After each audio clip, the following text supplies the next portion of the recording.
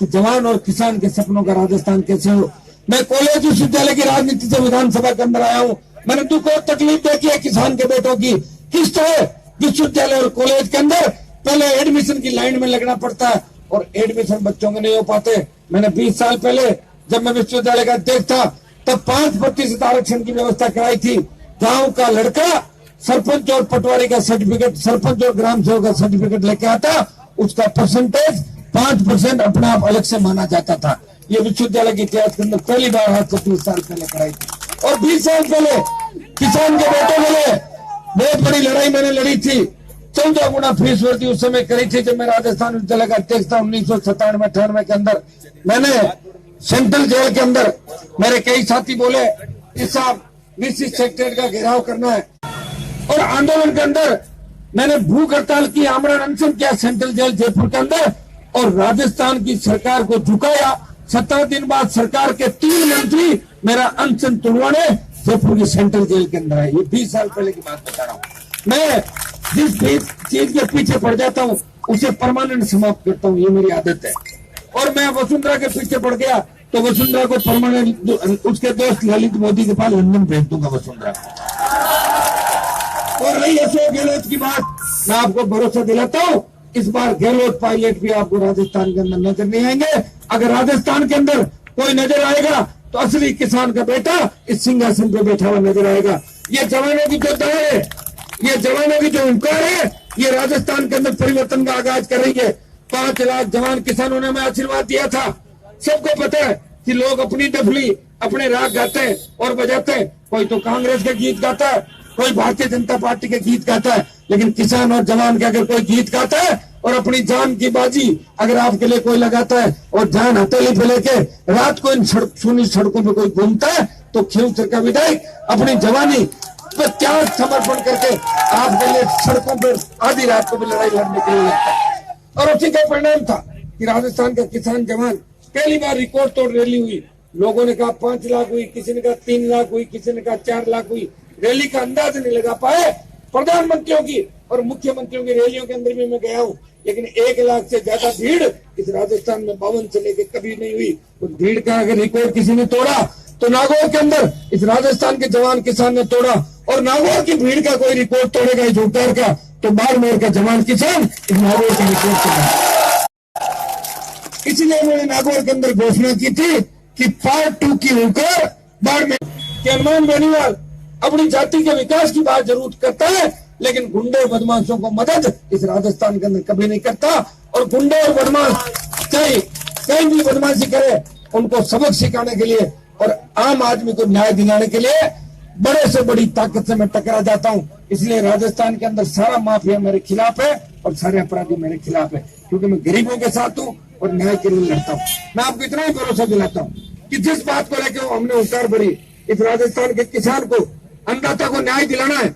जब 3 लाख करोड़ कर्जा दिल्ली के धन्ना सेठों का 17 साल में कांग्रेस और बीजेपी माफ कर सकती है 3 लाख करोड़ का कर्जा, तो प्रदेश के किसान का 82,000 करोड़ का कर्जा भी हम राजस्थान की सरकार से माफ करा के दम लेंगे।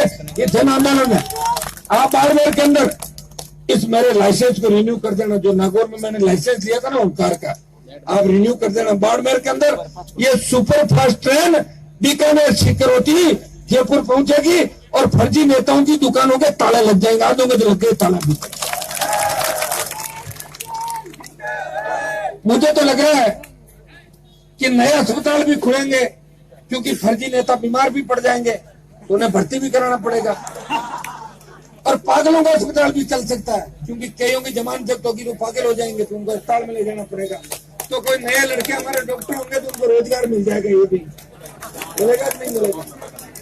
जिस तरह का जोश और जुनून मैंने प्रदेश के जवान और किसानों के अंदर देखा है, चाहे मीणा बेल्ट हो, चाहे गुजर बेल्ट हो, चाहे मुस्लिम हो, चाहे दलित हो, चाहे जाट हो, बिश्नोई हो, कलबी, पटेल, 36 कौम के लोग इस राजस्थान के अंदर असली किसान का राज चाहते हैं। वो मजबूत नेतृत्व चाहते हैं, मजबूत कप्तान चाहते हैं राजस्थान के अंदर। मैं कोई सत्ता प्राप्ति के लिए नहीं घूम रहा हूँ। लोग कह रहे हैं कि हनुमान बेनीवाल को तो मंत्री बनना है। मंत्री तो वसुंधरा मुझे 15 साल पहले बना रही थी और गहलोत मेरे पीछे पीछे घूम रहा था और 2.5 साल से वसुंधरा रात और दिन इसी चीज में लगी है। कि हनुमान बेनीवाल को लेकर मंत्री बना दूं, लेकिन मैंने कसम खा रखी है जब तक आपको सम्मान नहीं मिलेगा, किसान को उसका हक और अधिकार नहीं मिलेगा, मैं मंत्री नहीं बनूंगा। मैं संतुल बन के आपकी सेवा करूंगा और संतुल बन के राजस्थान के अंदर आपकी सेवा कर रहा हूँ। मेरे घर पे कोई भी व्यक्ति अगर अपनी तकलीफ लेके आता है, मैं उसको जाति नहीं पूछता, सीधा टेलीफोन उठाता हूँ और उसका काम करने का प्रयास करता हूँ।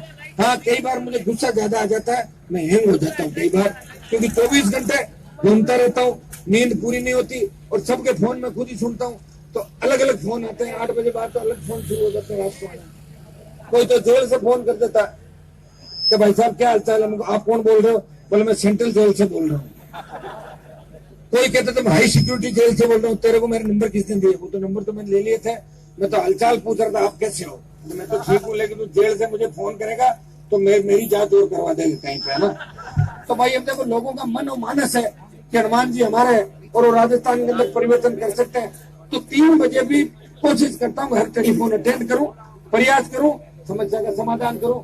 सड़क चलते भी ट्रक वाला कोई पकड़ा जाता है, कोई डीटीओ का इंस्पेक्टर पकड़ लेता है, पुलिस पकड़ लेते मुझे फोन करता है, मैं पुलिस वालों को कहता हूँ ये किसान है गरीब है इसको छोड़ दो। तो ज्यादातर पुलिस वाले क्या गाँव के हैं, तो गरीब मेरी बात राजस्थान में मान लेते हैं, और एक डीटीओ वाले ये भी मान लेते हैं।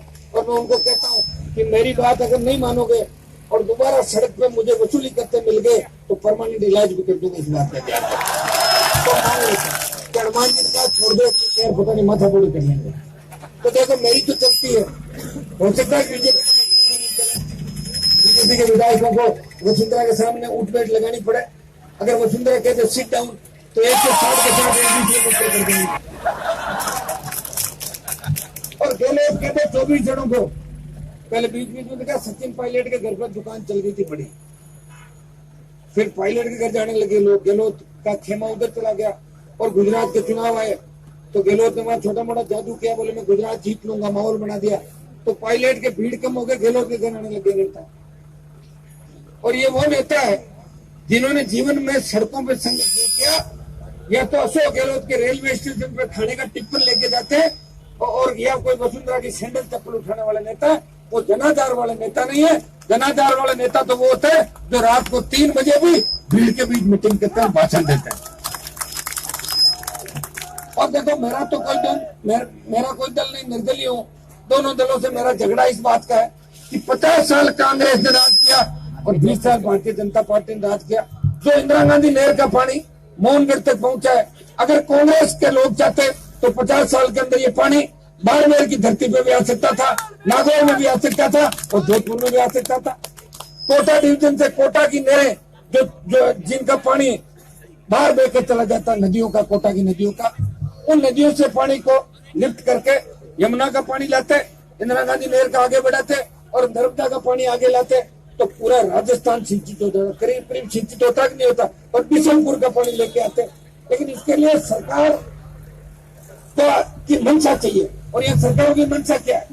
यह तो वसुंधरा है और गहलोत है, इसके अलावा तीसरी सोच नहीं लोगों की। तो हमें हमारी सोच के अंदर परिवर्तन करना होगा। इस 70 साल की व्यवस्था को बदलना होगा। हमें किसान का कर्जा माफ कराना होगा। फ्री बिजली इस राजस्थान के अन्नदाता को फ्री बिजली दिलानी होगी। जो बाड़मेर और जैसलमेर के अंदर विंड एनर्जी और सोलर एनर्जी बनती है, और बिजली उत्पादन के अंदर हमें 1 नंबर पे तो फ्री बिजली मिलनी चाहिए किसान को।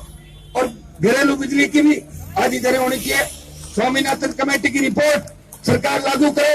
हिंदुस्तान के अंदर किसान 100 रुपए खर्च करता है तो उसे वापिस 57 रुपए मिलते हैं, 43 रुपए का घाटा है। और जापान अमेरिका के अंदर 100 रुपए खर्च करता है तो उसे लगभग 200 रुपए मिलते हैं, दुगना लाभ है। तो स्वामीनाथन कमेटी की अगर रिपोर्ट लागू हो जाए तो यहाँ के किसान को फसल का उचित दाम भी मिले, और फसल का दाम कीमत तय करते वक्त किसानों की कमेटी से बात करके सरकार कीमत तय करे। इस बात की हम जंग लड़ रहे हैं। मैं इस बात की भी जंग लड़ रहा हूँ कि डिग्री तो बांट रहे हो लेकिन नौकरियां नहीं दे रहे हो।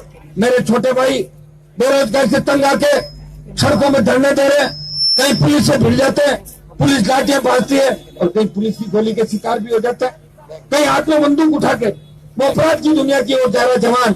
और किसान के बेटे बेरोजगार से तंग आके फांसी के फंदे को चूम रहे हैं। हमें इस राजस्थान के जवान को दिशा देनी है, इसकी दशा के अंदर परिवर्तन करना है। 4 लाख खाली पद सरकार भरे, इस बात की उनकर बाड़मेर के अंदर भरेंगे कि 4 लाख नौकरियां वसुंधरा जल्दी से जल्दी निकाले। और जो बच्चे हुए हमारे बच्चे हैं जिनकी नौकरियां नहीं लग रही है, उन्हें 10,000 रुपए बेरोजगारी भत्ते के रूप में दे। इस बात की हुकार हम करेंगे। आज कितना बड़ा दुर्भाग्य कि आजादी के 70 साल बाद जिस जवान के नाम से वोट मांगे जाते हैं, आज देश की सीमा पे किसान का बेटा सीने पे गोली खा के देश की रक्षा कर रहा है और ये किसान के बेटे बेरोजगार से तंग आके आत्महत्याएं कर रहे हैं, या अपराध की दुनिया के अंदर जा रहे हैं। और किसान इस ठंड के अंदर भी खेत के अंदर वो अपनी फसल को बचाने के लिए रात को पानी करता है।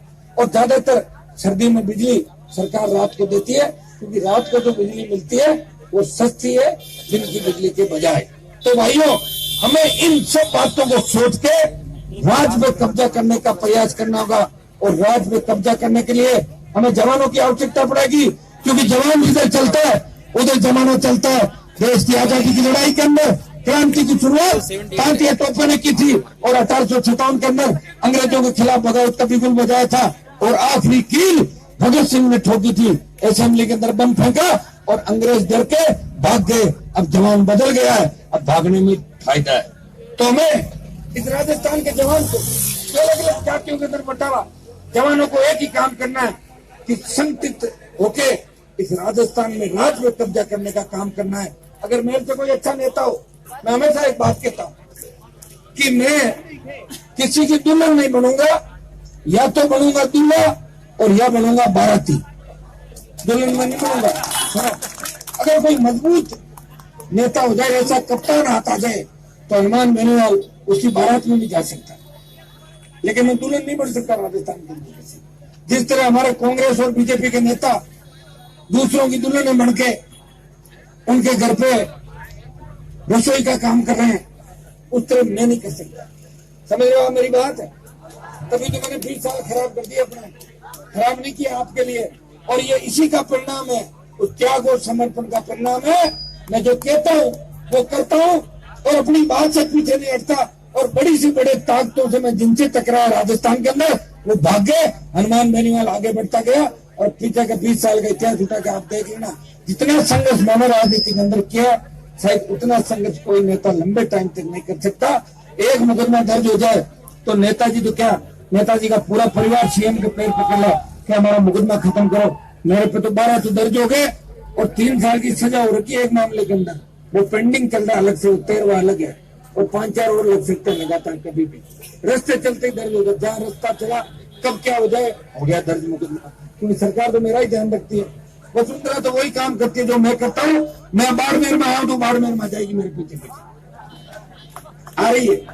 मैंने नागौर की रैली के अंदर कहा कि बाड़मेर में रिफाइनरी लगनी चाहिए, घोषणा कर दी। अब सुनो, मैंने कहा मैं बाड़मेर जा रहा हूँ, खुद तो नहीं आई, बाड़मेर आ रही थी ना, तो नहीं आई, पता नहीं क्यों नहीं आई। लेकिन हम कह रही उसको लाऊंगी, बड़े वाले को, मोदी को लाऊंगी। अब आप बताए रिफाइनरी का कितना जोड़ फंसा दिया। पचपत्रा में रिफाइनरी करेंगे, कभी कहा बायतू में करेंगे। लोगों ने बायतू में जमीन खरीद दी और बेचारों का पैसा लग गया, इन्वेस्ट हो गया। तो मैं सरकार से मांग करता हूँ कि जो आप रिफाइनरी बड़े क्षमता की रिफाइनरी खोल रहे थे, उसको छोटी क्षमता की रिफाइनरी के अंदर छोटी क्षमता की रिफाइनरी के अंदर तब्दील कर दिया। मैं सरकार से मांग करता हूँ कि 2 रिफाइनरी खुले बाड़मेर के अंदर, पचपदरा में भी खुले और बायतू के अंदर भी रिफाइनरी खुले, तब जाके राजस्थान के जवान को और बाड़मेर के जवान को रोजगार मिलेगा।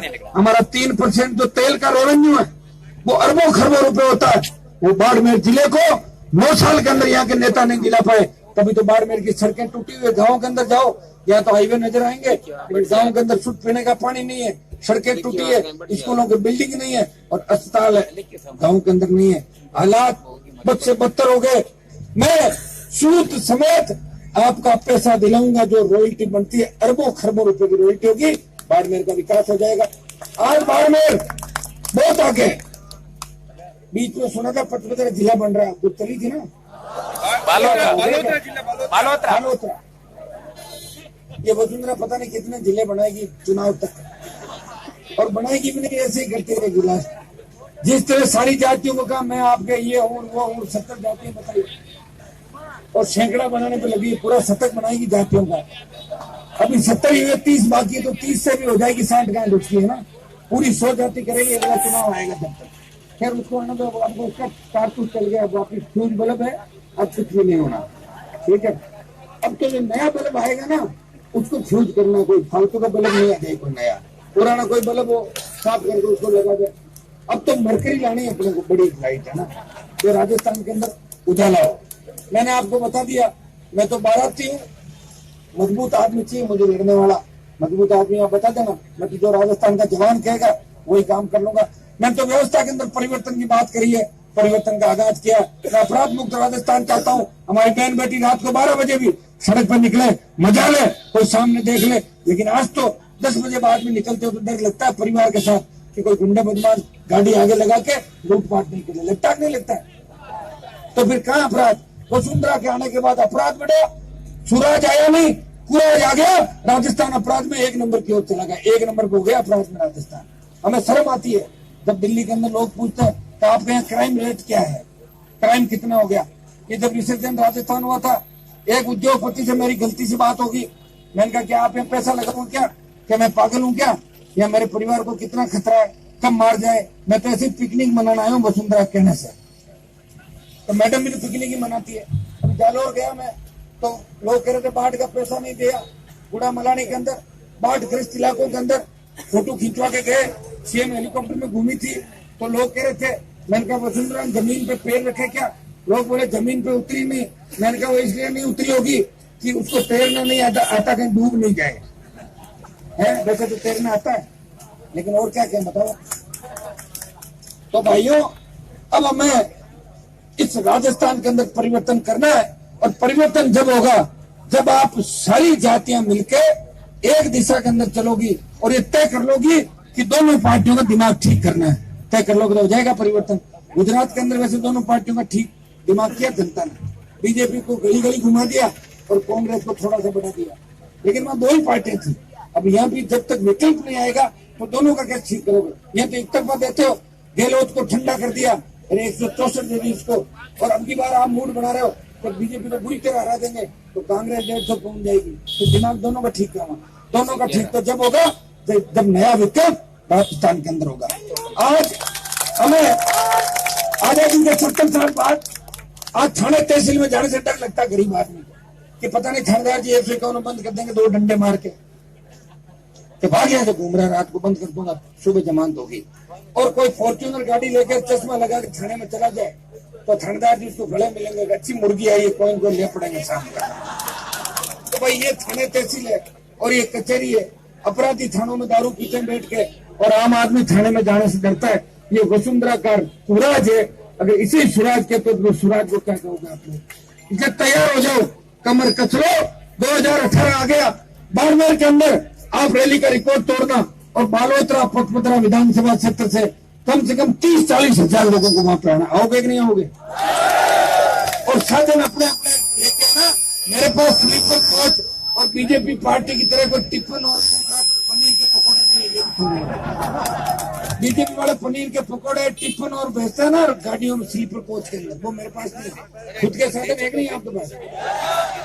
और नहीं तो एक दिन ऐसे आ जाना जैसे कोई माता जी के दर्शन करने जा रहे हो, आपका नजदीकी क्षेत्र कौन सा, कहाँ जाते हो दर्शन करने पैदल है, जैसे रामदेव जाते हो, और जैसे मुसलमान उर्स के मेले के अंदर अजमेर जाते हैं, और आपके आसपास कौन सा मेला है, हाँ जहाँ जहाँ जाते हो ना उस दिन ये सोच लेना ये भी मेला है, धार्मिक कार्य है।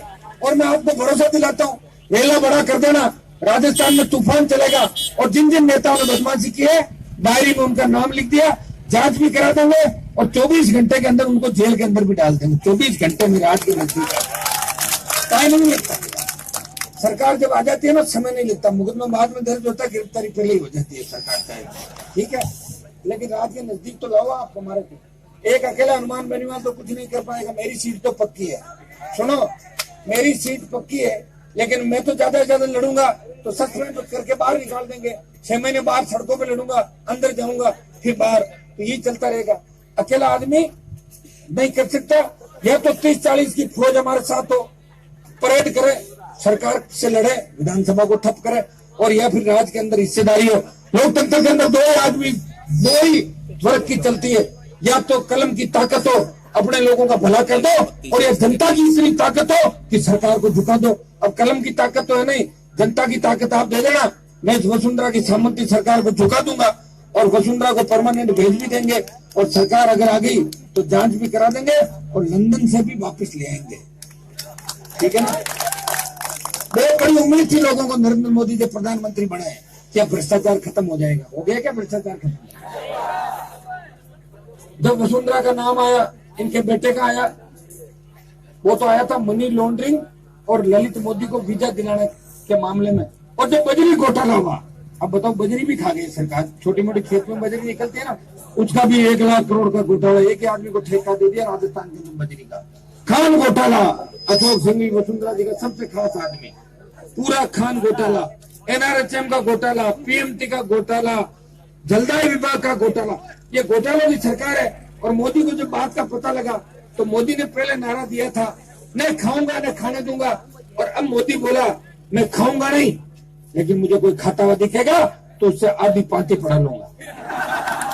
और 500 करोड़ रुपए बिहार के चुनाव में ले लिए। चुनाव लेने में पैसे वसुंधरा देगी और कौन देगा, क्योंकि यही माल इकट्ठा कर रही राजस्थान के अंदर। तो भाइयों तैयार हो जाओ, आगे बढ़ो। और आपके यहाँ के जो एमएलए मंत्री है उनके बारे में मुझे कहने की आवश्यकता नहीं, उनकी कितनी चलती कितनी नहीं चलती ये तो खुद उनको ही पूछ लेना, आपको पता लग गया होगा कितनी चल रही कितनी नहीं चल रही। लेकिन हनुमान बेनीवाल की राजस्थान के अंदर चलती है। मैं किसी को फोन करता हूँ या तो हाँ होती है और या ना होती है, काम लटकता नहीं है बीच के अंदर, 1 सेकंड में हो जाता जो भी होना है। तो आप लोग इस माह जिस तरह चौथन जिस तरह चौथन के अंदर अर्ध कुंभ का पहला मैंने देखा था 18 तारीख को, 6-7 लाख लोग आए थे कितने, तो अर्ध कुंभ था। अब ये पूरा कुंभ करा दो 7 तारीख को, सारे आ जाओगे। मेरे को तो लग रहा है कॉलेज ग्राउंड छोटा पड़ेगा, कोई मैदान चेंज करेंगे, बाहर लाएंगे कोई। अगर ऐसा हुआ हमें लगा कि जोश ज्यादा आपके अंदर, कहीं ऐसा नहीं हो क्या तो हनुमान जी के भाषण तो उस दिन सुन लिए थे बालोतरा में, और अब क्या करेंगे चल के बाद में देख लेंगे, तो फिर हुंकार नहीं होगी, फिर मेरी आग निकल जाएगी वहां पे। अरे जोर से बोलो, जोर से। नागौर का रिकॉर्ड टूटेगा ना, नागौर का। ठीक है, मुझे बाड़मेर पे बहुत बड़ा भरोसा है और मैं बाड़मेर के जवान किसानों को धन्यवाद देता हूँ। जब भी मुझे आवश्यकता पड़ी, रैली से लेके हर आंदोलन के अंदर आपका बहुत बड़ा सहयोग आशीर्वाद रहा, आगे भी आप सहयोग रखना।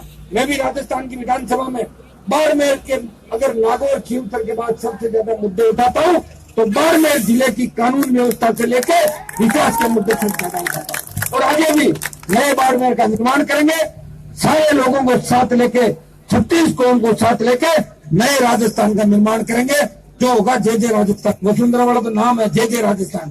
कौन सा जय जय राजस्थान आप बताओ, कोई जय जय राजस्थान नजर आ रहा है क्या आपको? यहाँ पे ये तो नारा देते हो सूरज और जय जय, क्योंकि नारा देना तो इनको आता है, भारत माता की जय और 4-5 जय बोल के लोगों को इकट्ठा कर लेते हैं, लेकिन बाद में क्या हालात होती है मेरे भाइयों, इस बात की तरफ भी आपको ध्यान देना होगा। हमें हमारे बच्चों का भविष्य अगर सुरक्षित करना है, जवानों का अपना भविष्य सुरक्षित करना